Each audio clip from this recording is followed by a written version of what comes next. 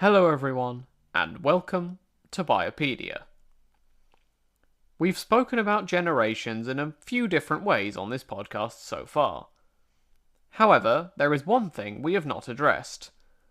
Namely, what is the greatest number of generations that have ever been living in a family at the same time, at least as far as we know. To answer this, we turn to the Guinness Book of Records, and specifically, we turn to one Augusta Pagel, or Pagel, P-A-G-E-L. She was the daughter of a certain Wilhelm Pagel and Gustine Braun, and it's the German names there that make me think it's pronounced Pagel, but if not, let me know at the show's email address. Augusta was born on the 13th of October 1879 in the US state of New York. Now, in 1899, when she would have been about 19 to 20 years old, she married a certain Wilhelm, or William, Bunge, or Bung, B-U-N-G-E, who had himself been born in 1877 and would die in 1943. Once again, apologies for the pronunciations if and when I'm probably mangling these. Regardless of that, together the couple had 3 children: Ella Anna Augusta, born in 1899, Anna W., born in 1901, and William Fred, born in 1911. Now, stick with me on this one. We're going to be following Ella's line. Ella married one Edgar Ellis Sabin in 1917. Their children were Anna Ella Sabin, born in 1918, Erna Augusta Sabin, born 1921, and Beverly Jean Sabin, born in 1936. Let's follow the eldest daughter Anna now, shall we? She married John Henry Wendland Jr., although I can't find a marriage date for this.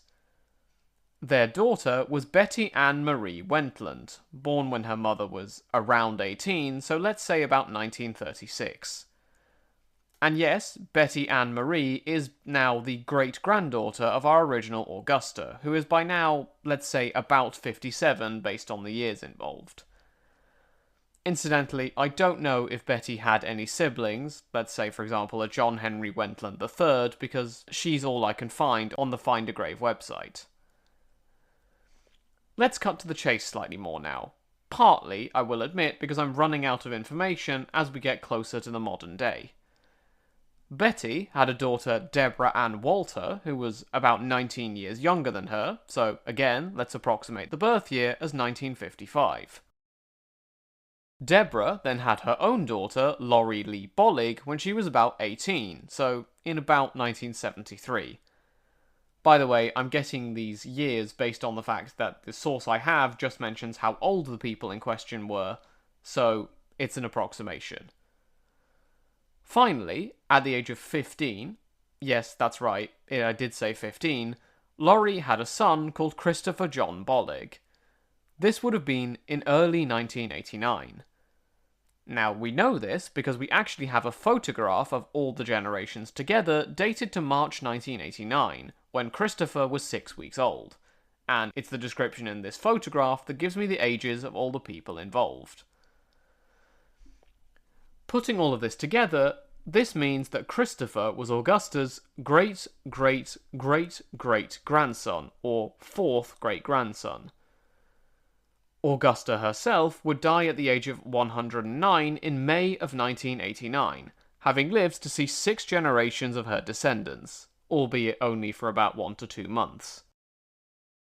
Augusta was listed in the Guinness Book of Records as part of the family with the most living generations, and she also holds the record for the youngest 4th great-grandmother.